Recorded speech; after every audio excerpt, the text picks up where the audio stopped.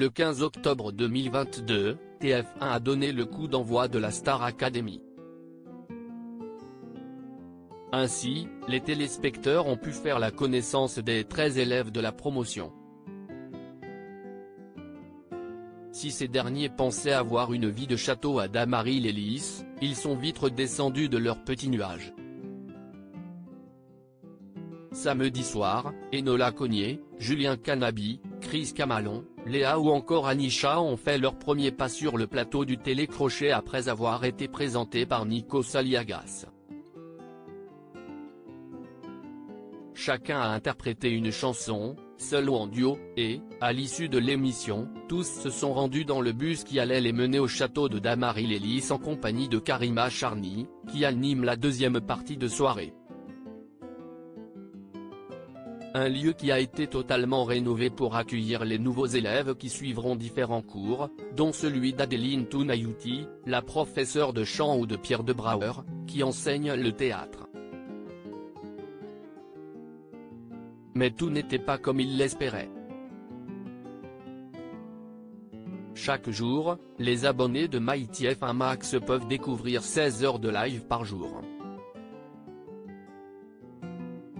L'occasion de voir les premiers pas des candidats avant la première quotidienne, diffusée ce lundi 17 octobre, à partir de 17h30, sur TF1. Et les premières heures au château ont été quelque peu mouvementées. Ainsi, on a appris que l'une des nuits des garçons a été mouvementée. Surtout pour Julien et Senso qui ont été contraints de quitter leur dortoir, car il y faisait extrêmement chaud. 400 degrés si l'on en croit le frère de Mathieu Canabi. Une courte nuit survenue alors que dès le lendemain, les cours débutaient. Ce n'est pas tout. Le nouveau professeur de danse Yanis Marshall a eu le droit à une mauvaise surprise lors de son cours. Des fuites d'eau ont été constatées ainsi qu'une punaise volante.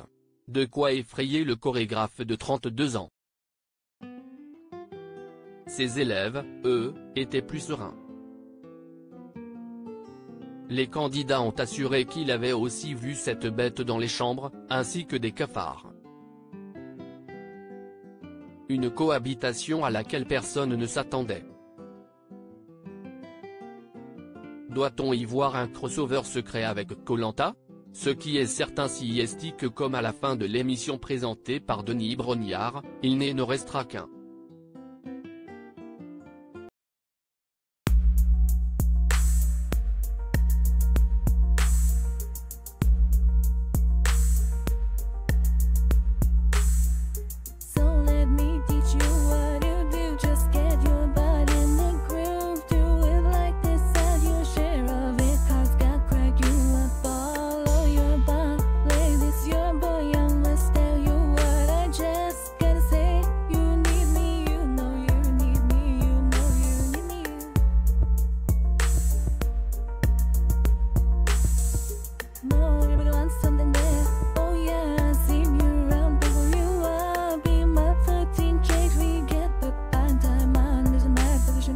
Yeah, you